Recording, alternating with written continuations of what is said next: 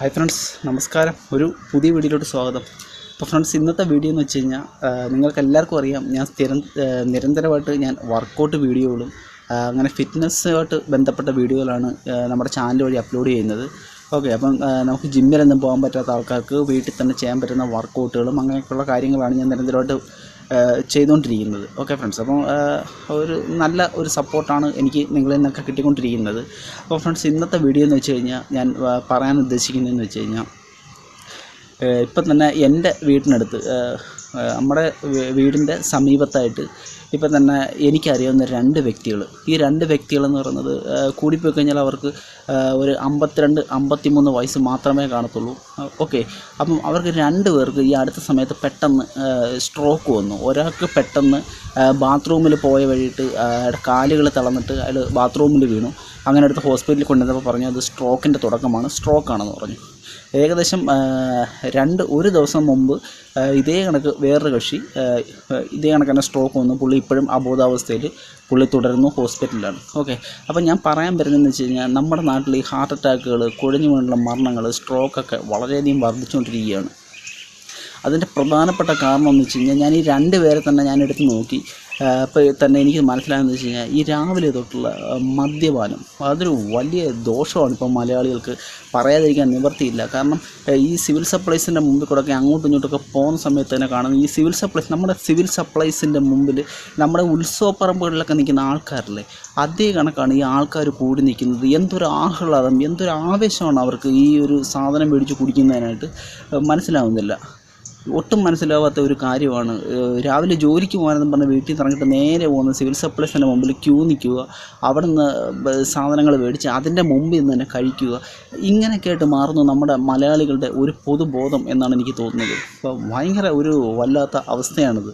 കാരണം വെച്ച് കഴിഞ്ഞാൽ, ഞാൻ ഈ പറഞ്ഞ രണ്ട് വ്യക്തികളും ആരോഗ്യവന്മാരാണ്. പക്ഷേ അവരുടെ പ്രശ്നം എന്ന് വെച്ച് കഴിഞ്ഞാൽ ഇതാണ്, രാവിലെ തൊട്ടുള്ള മദ്യപാനം. ഓക്കെ, നമുക്കെല്ലാവർക്കും അസുഖം വരും, അസുഖം ആർക്കും വരാതെ ഇരിക്കത്തൊന്നുമില്ല.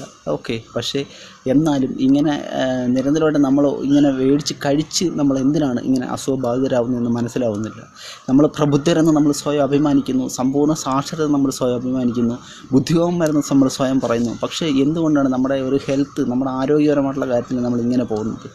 ഓക്കെ, നമുക്കറിയാം നമ്മുടെ നാട്ടിൽ ഇങ്ങനെ ചവറ് പോലെ ഹോസ്പിറ്റലുകളൊക്കെ ഇങ്ങനെ പൊങ്ങി വരുവാണ്. ഹോസ്പിറ്റലുകൾ എന്തുകൊണ്ടാണ്, എങ്ങനെയാണ് ഇങ്ങനെ ഹോസ്പിറ്റലുകളൊക്കെ പൊങ്ങി വരുന്നത്? കാരണം നമ്മളെല്ലാവരും രോഗികളായിക്കൊണ്ടിരിക്കുകയാണ് ഓരോ ദിവസവും.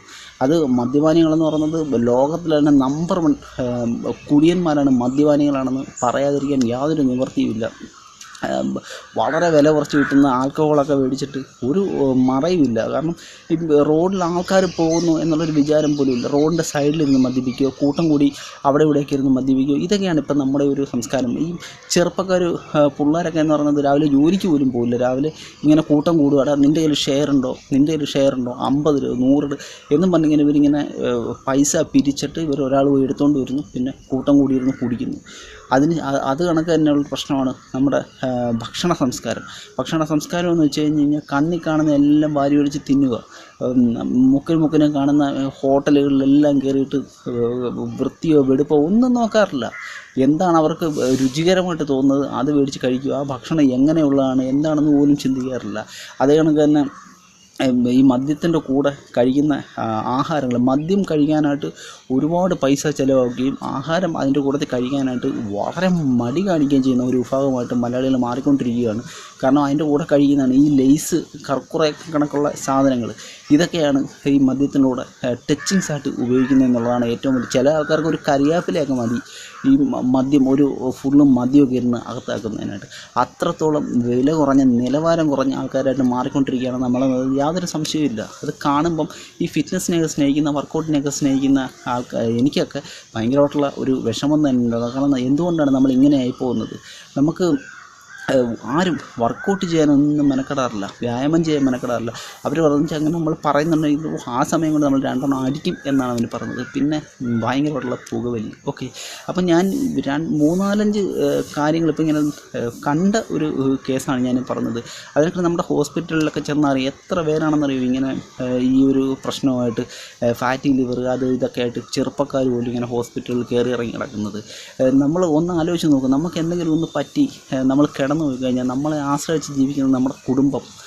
നമ്മുടെ പുറകിലുള്ള ആൾക്കാർ, നമ്മുടെ ഭാര്യ, നമ്മുടെ അച്ഛൻ, നമ്മുടെ അമ്മ, നമ്മുടെ മക്കൾ, ഇവരൊക്കെ എങ്ങനെയാണ് പിന്നെ ഈ ഒരു മനുഷ്യനിങ്ങനെ വല്ലാത്തൊരവസ്ഥയിൽ കിടന്നുപോയി, രോഗാതുരണ്ട് കിടന്നുപോയി, ഒരു ജോലിയും ചെയ്യാൻ പറ്റാത്തൊരവസ്ഥയിൽ ആ മനുഷ്യനെ എത്ര കാലം അവർ ഒരു ബാധ്യതയായിട്ട് ഇങ്ങനെ കിടക്കേണ്ടി വരും എന്നുള്ളതിനെക്കുറിച്ച് നമ്മൾ ഒരു നിമിഷം നമ്മൾ ഒന്ന് ആലോചിച്ച് നോക്കിയാൽ തന്നെ നമുക്ക് ഈ സ്വഭാവം മാറ്റിയെടുക്കാൻ പറ്റുമെന്ന് തോന്നുന്നു. ഓക്കെ ഫ്രണ്ട്സ്, എത്ര പേരുടെ കണ്ണീരിൻ്റെ ഫലമാണ് ഇതൊക്കെ.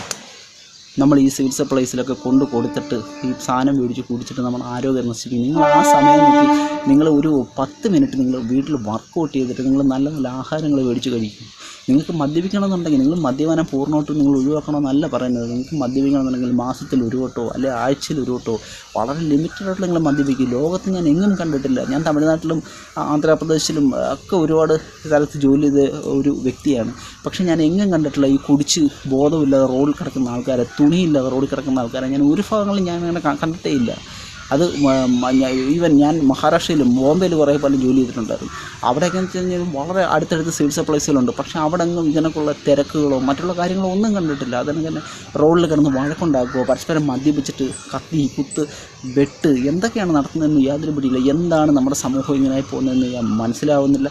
തീർച്ചയായിട്ടും നമ്മുടെ ചെറുപ്പക്കാരും നമ്മുടെ മലയാളികളും നമ്മൾ പ്രബുദ്ധരെന്ന് അഭിമാനിക്കുന്ന നമ്മൾ ഒരുപാട് ചിന്തിക്കേണ്ടിയിരിക്കുന്നു. പണ്ട് സ്വാമി വിവേകാനന്ദൻ പറഞ്ഞാണ് കേരളം ഒരു ഭ്രാന്താലയമാണെന്ന് വീണ്ടും വീണ്ടും പറയിപ്പിക്കുന്ന അവസ്ഥ. കേരളത്തിൽ ഇപ്പോൾ എന്തൊക്കെയാണ് നടക്കുന്നതെന്ന് സത്യത്തിൽ പത്രം എടുത്ത് നോക്കാനും വാർത്ത കേൾക്കാനും ഇപ്പോൾ മടിയാണ്. കാരണം ഓരോ ദിവസവും കേൾക്കുന്ന ഇപ്പോൾ ഈ അടുത്ത സമയത്ത് കേട്ട ഒരു റാഗിങ് കേസ് ഒക്കെ എന്തിനാ നിഷ്ഠൂരമായിട്ടുള്ള കേസുകൾ, പീഡന കേസുകൾ, ഇതിനകത്തെല്ലാം ഈ ലഹരിയുടെ അംശങ്ങളും അടങ്ങിയിട്ടുണ്ടെന്നുള്ളതാണ്. കാരണം ലഹരി കഴിച്ച് ബോധമില്ലാത്ത അവസ്ഥയിൽ, സ്വയം ബോധമില്ലാത്ത അവസ്ഥയിൽ ചെയ്യുന്ന കാര്യങ്ങളാണ് 95% കാര്യങ്ങളും. ഓക്കെ, തീർച്ചയായിട്ടും നമ്മളിതിൽ നിന്നെല്ലാം മാറി നിൽക്കേണ്ടതുണ്ട്.